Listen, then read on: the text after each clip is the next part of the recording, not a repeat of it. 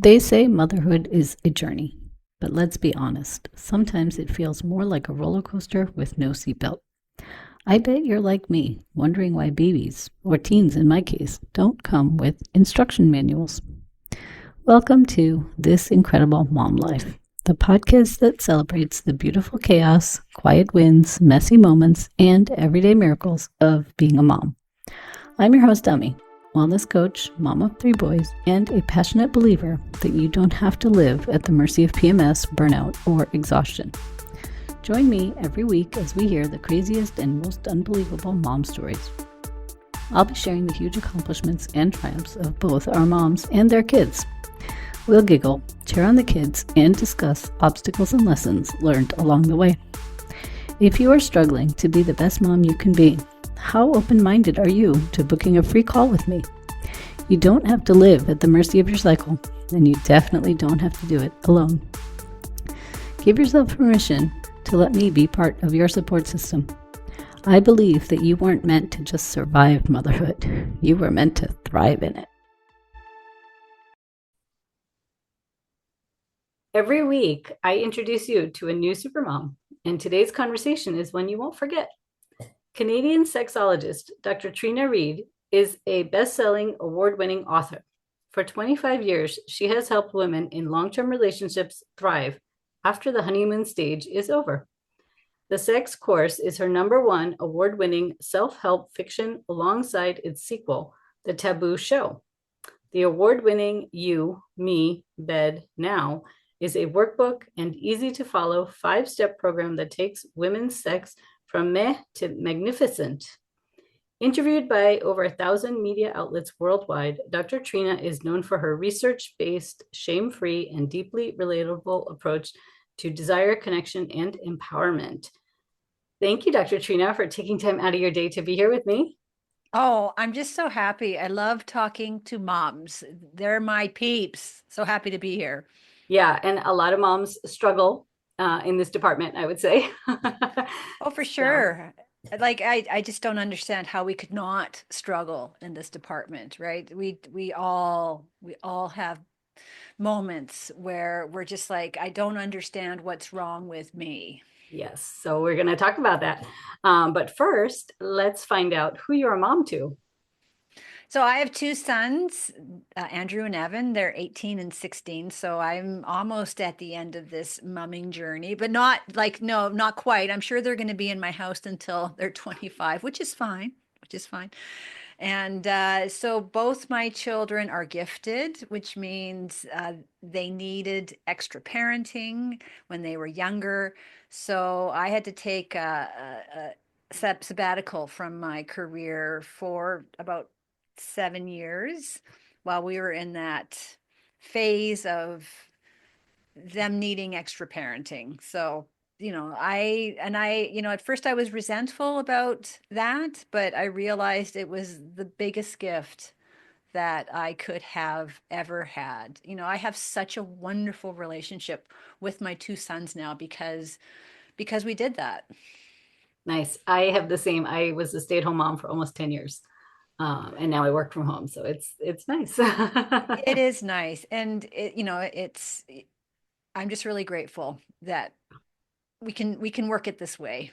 Awesome. Well, share a story about your boys. Well, related to what I do, I drive my kids to school. And so the car has always been our safe space. So they can bring up whatever they need to bring up in that moment.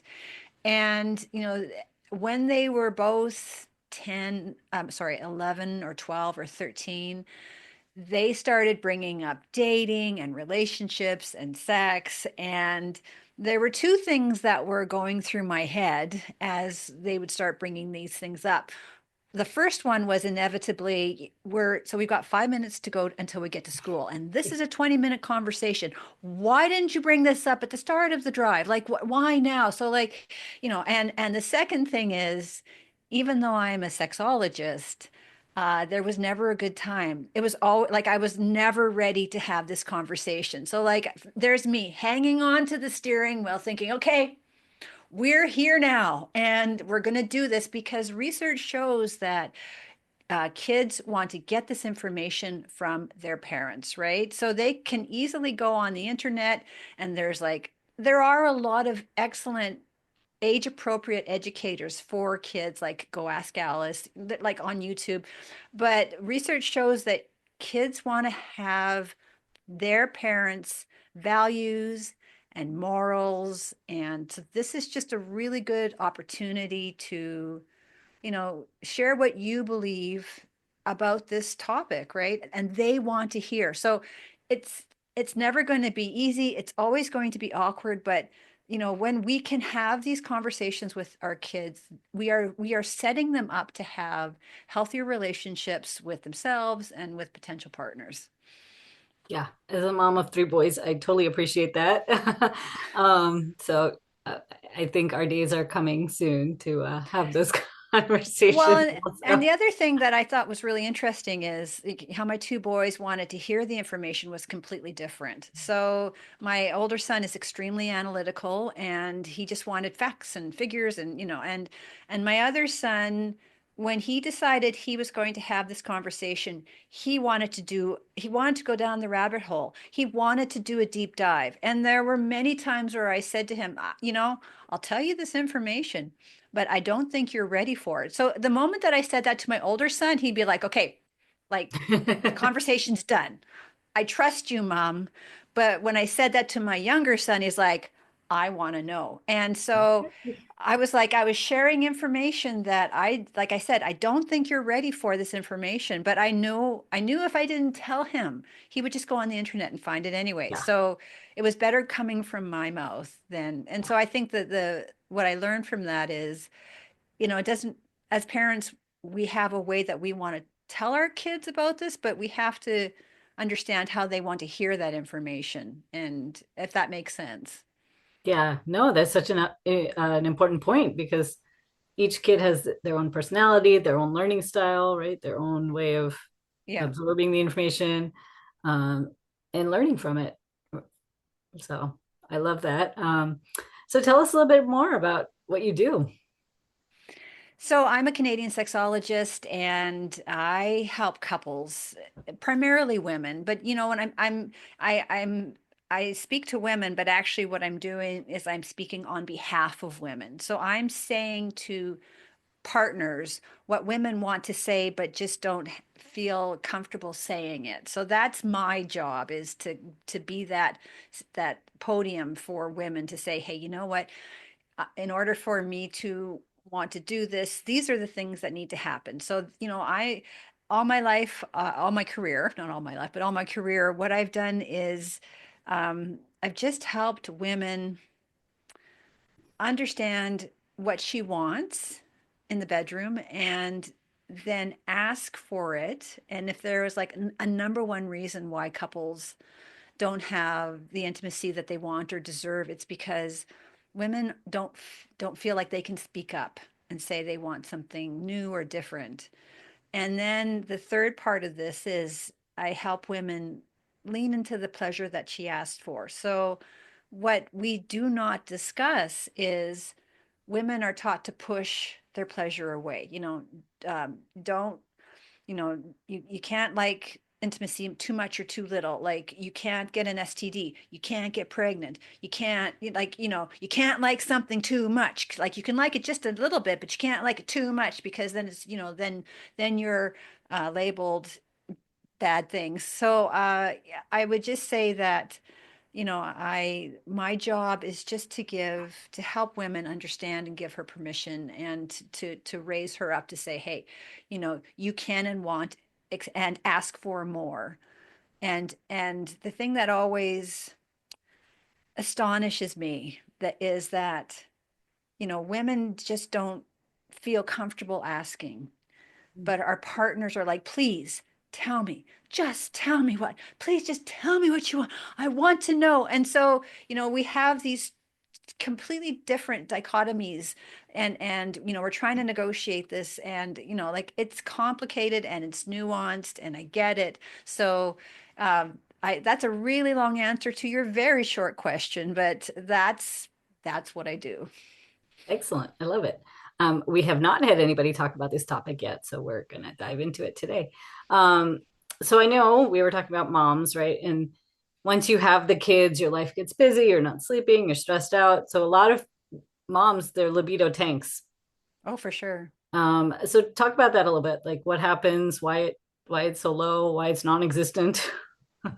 Yeah, so there's a fallacy that, when you meet the one, this idea that you can spend 40, 50, 60 years, spontaneously looking at each other into each other's eyes and be like, hot dog, I'm ready, let's go, like it. And I'm not sure where that myth came from, but throughout our life, just as our life evolves, so does our personal intimacy and our partnered intimacy, like it. So something we do not discuss is how sexuality is an evolution. And so there's going to be ebbs and flows. And when we're in different seasons of our life, specifically being a mom with younger kids, that's a season of our life where there's just so much pressure coming at us that there's nothing left in the tank. And yet the standard that society sets for us is that, yeah, of course you can be that and also be sexy and like, of course, like who, like, and so we're like, well, what is wrong with me? There's nothing wrong with you. But I would say that I would start taking a look at the different factors. So, like, are you in a season of your life? Are you in perimenopause or menopause or, motherhood? Like these, if you're, pregnant or breastfeeding, all of these are affecting your hormones, which you are, Amy, you are way more of an expert on this than I am. But like, so when your hormones are doing a roller coaster, of course it's going to affect your libido. And if you're on certain medications, like even like medications you wouldn't even think about, like if you take an antihistamine, it dries things out, including your intimate areas. So like, suddenly what you're like, well, why is this thing's hurting all of a sudden? And it might be because you're on an antihistamine. So there's medications that we're on, and then there's, outward factors, which you were talking about, like the daily stress of being a mom, of, having to plan the lists, of having to plan the suppers, of having to plan everything, you know, and this idea of being touched out, especially when our kids are young, it's a real thing. And we are, when we are at that stage with little kids and we're constantly being touched by these kids, we're touched out and there's just no room for desire. So, um, even though low libido or a flatline libido or a non-existent libido is a real thing, I think what's important to remember is this is just a snapshot in time. It is going to get better. So a lot of women think, well, that's it for me. Like my libido's gone and I guess that's that. But and I mean, it's easy to stay in that space. Mhm. But if you plan to be with your partner for 30, 40, 50 years, a big part of that partnership is having that intimacy, having that emotional connection, like, and so when you're in that moment, that season of low libido, there's still things that you need to do for yourself and for your partner to make sure that when you come out of that season, you can still be connected with each other and not just living with your roommate. Nice. I just thought of something. So we always talk about the women and their hormones and perimenopause and all this thing. Do the men have anything similar as they approach mid-age and things like that? Oh, for sure. And we don't talk about, like, there is a thing called menopause. Like it's true. And men's testosterone drops dramatically. Their bodies don't function the way that they used to. Uh, the thing is, men have things in place like Viagra Yep. and such, to help them with their situation, whereas women do not. Hmm.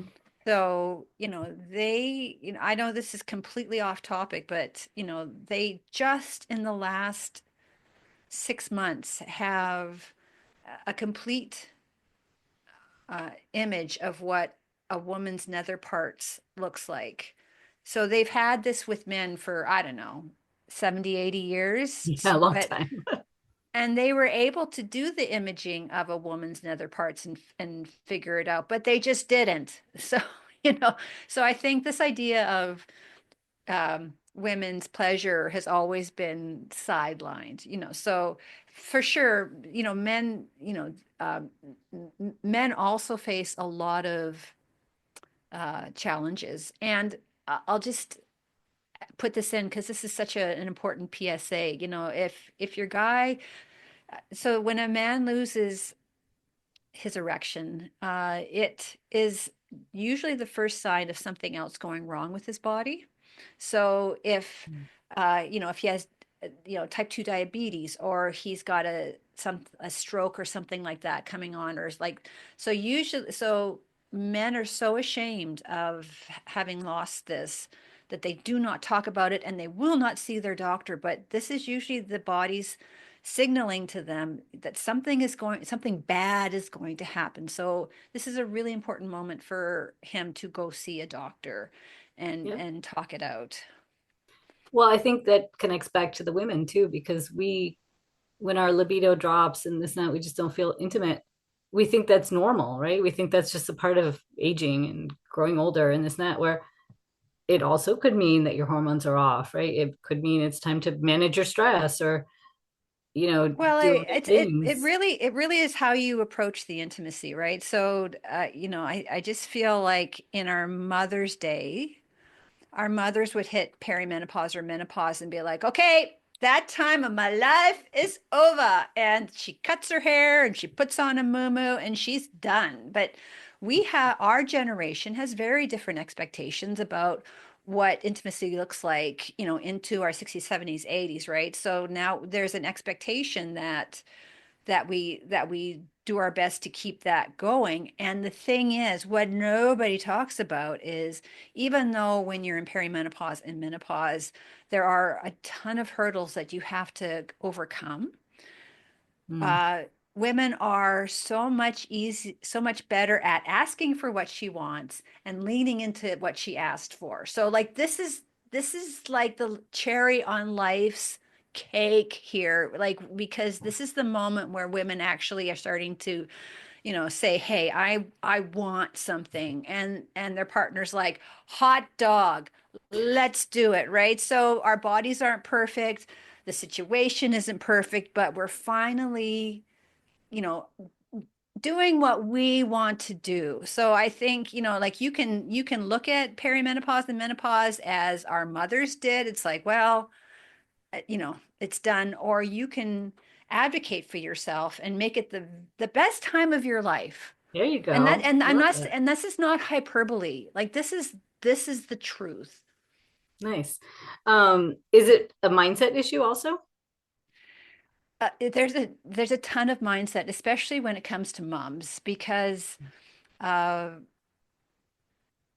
the way we're taught to have intimacy is very male centric, and there's nothing wrong with that. It's fine, but because women don't ask for something different, we keep having the same intimacy over and over and over, and we get bored with it. uh so like, it's and we walk in, so the mind, I always say to women, pay attention to your mindset before, during, and after. So when intimacy is initiated, you're like, well, what's the point in having this when there's nothing in it for me? Like, this is all about my partner. So like, I'm just there. And, so like, that's a really negative mindset going in. And we all have had it. Yep. There's no judgment here because I've certainly experienced that. And then when you're in the moment, the majority of women in long-term relationships have what is called a delayed sexual response, meaning it's going to take her a moment before her brain settles down and her body and catches up to her body's arousal. And generally speaking, it takes between 10 and 15 minutes for her delayed sexual response to catch up. So that time when you're sitting there, I think, like in that delayed sexual response, you're like, nope, I'm not there. Nope, I'm not there. Nope, this is doing nothing for me. And we say things like, well, just skip me. You go on to the main event, right? And so they do. And Yep. so they do. And then you're like resentful that they did. And so by the time things are ending, your delayed sexual response is just coming to a close, and you've caught up, and then you're like, but this is over now, like it's over. Yeah. And Yeah. then after you're like, well, why that was such a waste of my time, like Mhm. like it was such a waste of my time. I could have been reading or watching my favorite book, whatever. So I feel like when we're able to turn that mindset around to, what, I don't know at the start, I don't know how this is going to go, but I think it might go well. And when you're in that delayed sexual response, you're like, you know what? I am going to fight for my pleasure. I am not just going to skip myself. I'm going to like fight for myself now, and hope that I can catch up. And then afterwards, say to yourself, that was pretty good. So like, to turn this mindset around, it's not complicated, but it does take you actually actively saying, what went well in this instead of what was bad about this. Yes. So you have a checklist called Are You Sexy? Talk a little bit about that. Yeah, so if you go to my webpage, I've got a whole page of freebies. But I thought for this particular podcast, it would be fun because I feel like moms just never feel sexy. Yeah. And so this checklist is something you do with your girlfriend, your gal pals. You're drinking a couple margaritas, and I set this checklist up so everybody wins, because every one of us is sexy in our own way, and it's not just about looking good or dressing some way. It's about who you are and what you do and how you show up in the world. And I promise you, there's at least 3 or 4 things on this checklist that prove you are sexy, but it's just allowing yourself to say, well, maybe I am sexy. Maybe I could be a mom and be sexy. So I think you already are, and this checklist will prove it. And then you have to like change your mindset to say, okay, maybe I am. Yeah. I love that because so many moms, they don't see themselves as sexy anymore after they have their kids. They're, No, we see ourselves as asexual, like we yeah. have, just, invisible, and we're Yeah. not. We're Yeah. not. I used to feel that way too. So I get it. um, Amazing. So if people have questions or they want to connect with you, where can they find you? So I have two resources. First is my YouTube channel. There's over 400 videos on my YouTube channel that answers all your questions. And also I have a Substack. So again, on my Substack, I have products that you probably want to try. I have information, so there's a lot of great education for women who want to connect with themselves and also want to connect with their partners. Love that. Well, this was very informative and very necessary, I think, for a lot of couples. So thank you, Dr. Trina, for joining me. Well, thanks so much for having me.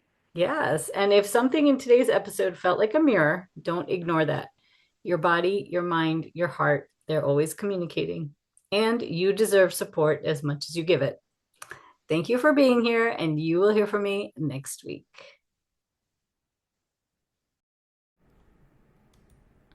Are you struggling to be the best mom you can be? Are you fatigued, overwhelmed, and stressed out? Are you losing precious time with your family because of PMS?